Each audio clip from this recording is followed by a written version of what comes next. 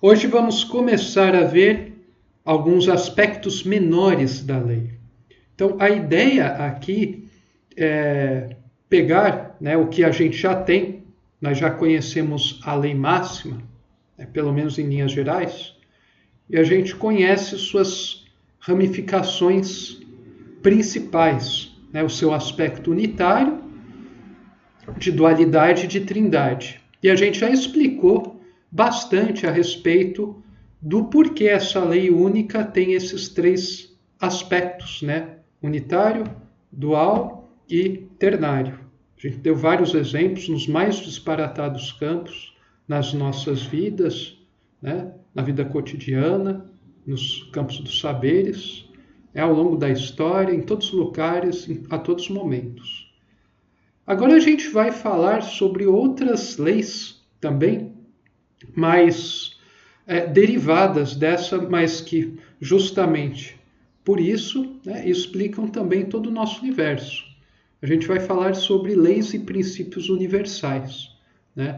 No Kybalion ele numera 7, aqui a gente pode contabilizar um número próximo disso, vão ser cerca de 8, 9, 7 a 10 leis gerais, e daí a gente tem algumas, 5, 6, por aí, leis que são vindas da combinação de algumas dessas, que a gente vai considerar mais fundamentais. Então a gente vai estar começando um estudo dessas leis e princípios universais. E daí, eu acho que seria interessante aqui a pessoa também ter contato com outras obras como eu tive. Então, por exemplo, o Kybalion é um livro interessantíssimo que trata dessas leis universais. São 7 princípios herméticos. Tem outras obras, como do Abdrushim, ele também fala sobre algumas as leis da natureza. Ele resume em um número menor. Daí tem outros, o Espiritismo também trata de leis, no livro dos Espíritos existem, na parte mais final do livro, existem várias enumerações das leis e uma descrição delas em linhas gerais.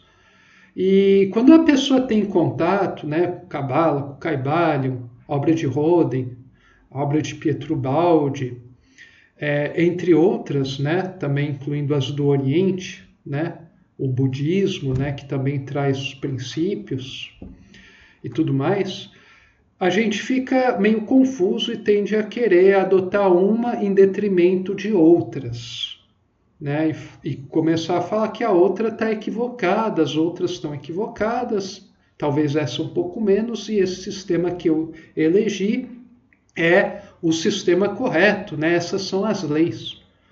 Na verdade, o importante aqui é perceber que existe uma lei única, tudo se resume a uma lei única, que governa toda a evolução, todos os fenômenos, em todos os níveis, em todos os pontos desse universo ou sistemas de universos, a todos os momentos.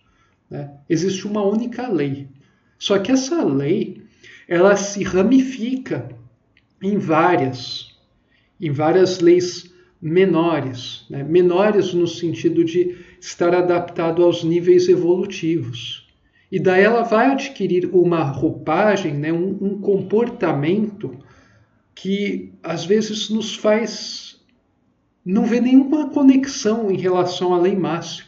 Por exemplo, as leis de movimento de Newton são um aspecto dessa grande lei, a lei de Deus, aplicado no nível físico, da mecânica, mecânica aqui no sentido de objetos macroscópicos, sólidos, e só, e referentes à matéria inerte, diga-se de passagem.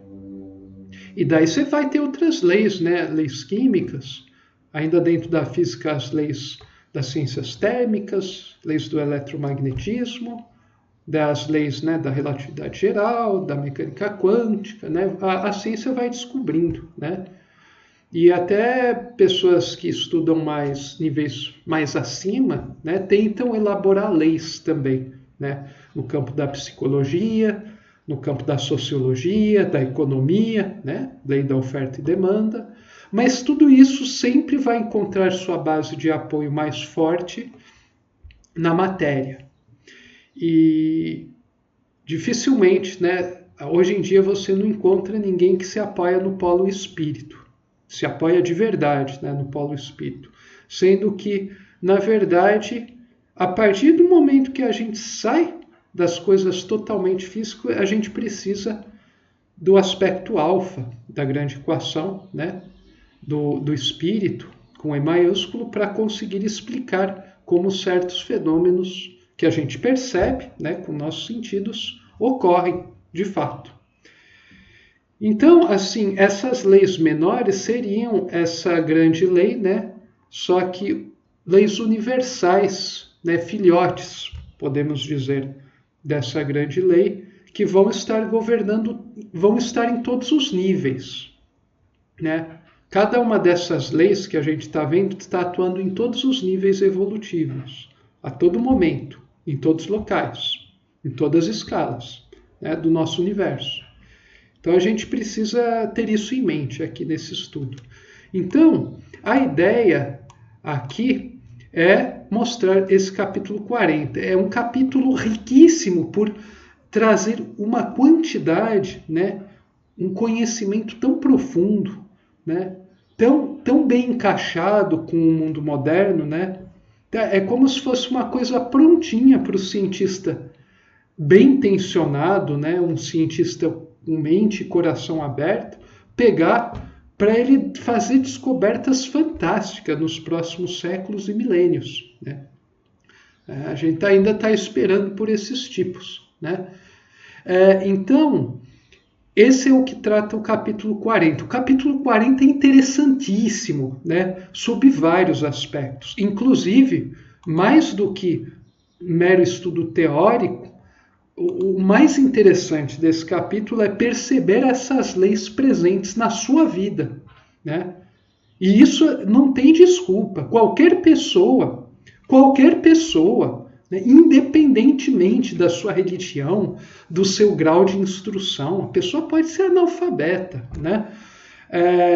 Pode ser deficiente, pode ser paupérrima, né, ou riquíssima, pode ser qualquer coisa, né? Qualquer das configurações sociais, né, financeiras, educacionais possível, a pessoa consegue, né, com um pouquinho de esforço, perceber essas leis ocorrendo, né, e governando a sua vida. Porque são leis universais. Então, não é uma questão de gosto. Oliva, essas leis, isso é você, né, o que você pensa, né? Eu tenho as minhas leis, né? O ser humano hoje em dia tem, infelizmente, ainda tem muita pessoa com essa mania, né, do intelectual, né, criar artifícios de que, olha, não, essas coisas, se diz supremas, que governam tudo, não. Na minha vida, não. Para mim, isso não tem valor, tal, né? E isso ocorre porque a pessoa não está percebendo, ou não quer perceber, essas leis atuando em sua vida, porque ela não quer lidar com isso, né? Ela quer acreditar em esquemas simplificados, né, fantasiosos e ilusórios. Mas qualquer pessoa que tiver boa intenção, né, for começar a investigar, vai perceber que essas coisas governam suas vidas, né, governam o universo, governam todo o fenômeno evolutivo. Então, esse capítulo aqui, né, vale um vídeo apenas introdutório, né, para mostrar que se trata, né, de uma coisa tão fantástica, que assim, quando você compreende no nível que eu cheguei a compreender, você vai fazer a mesma coisa, né? Você vai agir, talvez de formas diferentes, mas substancialmente igual a eu ajo nos últimos anos. Eu fico vendo o mundo, eu fico pasmo, né? Como as pessoas não conseguem se encantar, mesmo que você traga esse assunto, né, de um modo ordenado, na ocasião apropriada, à tona. A pessoa logo tem um contato no máximo de 5 minutos e abandona a coisa. E esquece a conversa, né? É uma conversa interessante que talvez daqui a 15 anos vá ter de novo, né? Mas não vou criar nenhuma condição para ocorrer. Daí a única coisa que explica isso é o baixo grau de consciência da humanidade, né? Frente ao que ele deveria estar hoje em dia para conseguir resolver os problemas que todo mundo, no fundo, está ansiosíssimo para conseguir solucionar, né? A humanidade hoje em dia é um paradoxo ambulante, né? Que a humanidade você vê no rosto, no olhar das pessoas um desespero terrível e as pessoas querem sair desse lodaçal, mas daí quando você oferece a real solução, elas recusam, elas ignoram, elas não se interessam e por aí vai. E passam 50, 60 anos ignorando, até chegar a hora onde elas se veem diante do camisão de madeira. E alguns percebem, né, que aquilo dito era importante por alguns, só que daí é tarde. A vida acabou, você vai para o extrafísico, daí você vai ter que começar tudo de novo. E é triste perceber que a humanidade não percebe que as chaves para a sua felicidade, para uma vida plena e em paz, está tão acessível, está tão fácil a ela, né? É tão simples, né? Isso não quer dizer que não demande um esforço enorme, né? Que não exija trabalho, não exija dedicação e coragem, né? Coragem de você ter uma postura na hora do vamos ver, coisa que eu não encontro por aí, né? Eu já vi vários momentos, né, nos últimos anos de pessoas que teoricamente demonstravam que iam ter condições, né, de seguir um caminho legal, fazer uma parceria, e daí deixaram a coisa aí, né, no ambiente profissional. A pessoa, na hora do vamos ver, deu um passo para trás, né, preferiu seguir, né, o rebanho, as tendências, né, tudo, né, e fica naquela vida, né, e a própria pessoa reclama da vida que ela tem a todo momento. Daí você oferece uma coisa interessante, que não tem nada de violento, não tem nada, totalmente enquadrado com o contexto, né, respeitando o contexto, mas algo que aponte para frente, a pessoa foge, né? Quer dizer, tem até um filme, né, chamado Rei dos Reis, né, sobre o Rei dos Reis, né, quando tem uma cena quando Judas acaba de ter vendido Cristo, né, por 30 moedas, traiu, né?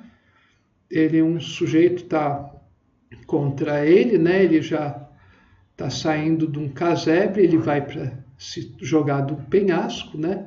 E o Judas se conscientizando da besteira, né, que ele fez, né? Ele fala que os homens, né, anseiam pela verdade, mas são incapazes de vivenciá-la. Os homens anseiam, né, o ser humano anseia pela verdade, com V maiúsculo, mas ele é totalmente incapaz de viver essa verdade, né? E isso é de fato, né? A pessoa só anseia pela coisa. Na hora que é apresentado, né? Ah, não, isso não pode, não dá. Não pode ser tão bom assim. Veja, a gente tem que ir com calma, temos que fazer reuniões, vamos fazer reuniões durante décadas para decidir se realmente vamos abordar e se isso é a verdade de fato, né? Que pode não ser. Então, eu já vi cada coisa assim que é escabrosa em minha vida, né? Especialmente nos últimos anos. E isso me fez compreender a fundo o que o Baldi quis dizer no livro História de um Homem, né? Que é um relato muito profundo, né? Uma biografia espiritual, não uma biografia que nem a gente vê aí, mesmo na belíssima literatura. É uma biografia espiritual e, portanto, substancial. E daí fica claro para mim o que ele quis dizer em cada trecho, né?